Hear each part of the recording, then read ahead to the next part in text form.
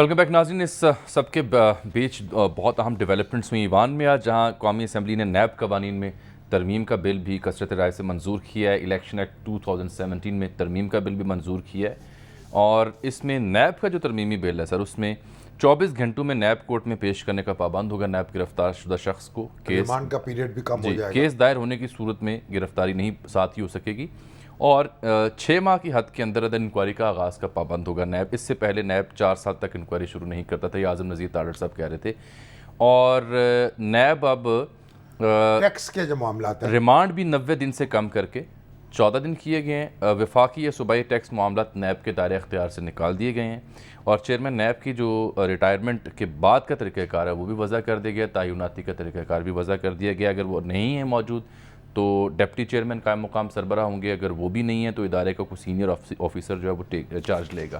ای وی M ختم کر دی گئی ہے اوورسیز پاکستانیوں کو، جو تو ابھی دیکھیں وہ تو اگلے انتخابات تو اس پہ ہو ہی نہیں سکتے، ابھی اس میں کوئی پیش رفت ہوئی نہیں ہے، ٹریننگ نہیں ہوئی ہے، تو وہ تو ایک مشکل تھی، وہ رکاوٹ تھی۔ اب پی ٹی یہ سمجھتی ہے کہ یہ تو این آر او خود ہی لے لیا، گورنمنٹ نے نیب کے دانت نکال دیے ہیں، نیب اب احتساب اس طرح سے نہیں کر سکے کہ جس طرح کرنے کا حق تھا، یہ پہلے کون سا کیا، اس کے دانت تو موجود تھے نا، کس کس کو کاٹا ہے۔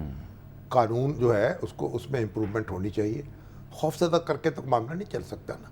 تو میں نہیں سمجھتا کہ جو قتل کا مقدمہ ہے اس میں 14 دن کا ریمانڈ ہوتا ہے، تو لمبے لمبے ریمانڈ لینا، پھر بیان جاری کرنا، ریفرنس دائر کرنے سے پہلے خبریں لگوانا۔ اب تو یہ بھی کہا ہے نا کہ میڈیا ٹرائل جو ہے، یعنی ریفرنس دائر کرنے سے پہلے جو خبریں لگیں گی تو اس میں بھی کارروائی ہو سکے گی۔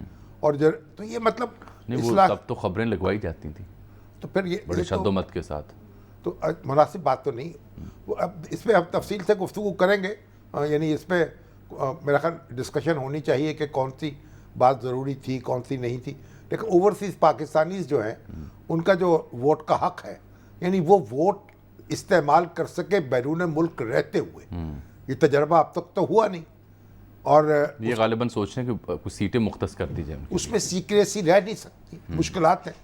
اب ہمارے دوست کہہ رہے جناب وہ اتنے 30 ارب ڈالر بھیجتے ہیں باہر سے، تو بھائی 30 ارب ڈالر جو بھیجتے ہیں وہ اس کی بنیاد پر کل آئی ایم ایف کہے کہ ہم اتنے پیسے قرض دیتے ہیں، ہمیں بھی ووٹ کا حق ملنا چاہیے پاکستان میں، یہ کوئی بات ہے؟ ایک پاکستانی شہری ہے اور اس کا پاکستان سے تعلق ہے، اسے ووٹ کا حق ملنا چاہیے، کوئی ترکیب آئے ووٹ ڈال دے، نہیں کوئی ترکیب نکالنی چاہیے۔ پوری دنیا میں کیسے نکالی ہے لوگوں نے؟ دنیا میں انڈیا کے لوگ بھی تو باہر رہتے ہیں نا، صرف پاکستان کے لوگ تو باہر نہیں رہتے، تو ایسا کوئی طریقہ نکالنا چاہیے جس سے سیکریسی بھی برقرار رہے اور حق بھی مل جائے، اور حق بھی مل جائے۔ اس پہ غور ہونا چاہیے۔